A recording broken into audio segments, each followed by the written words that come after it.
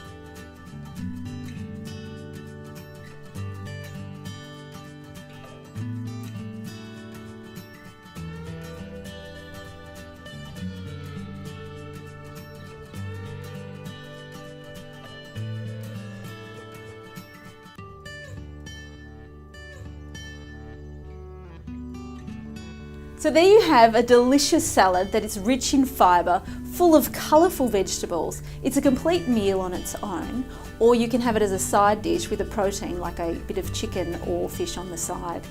Enjoy!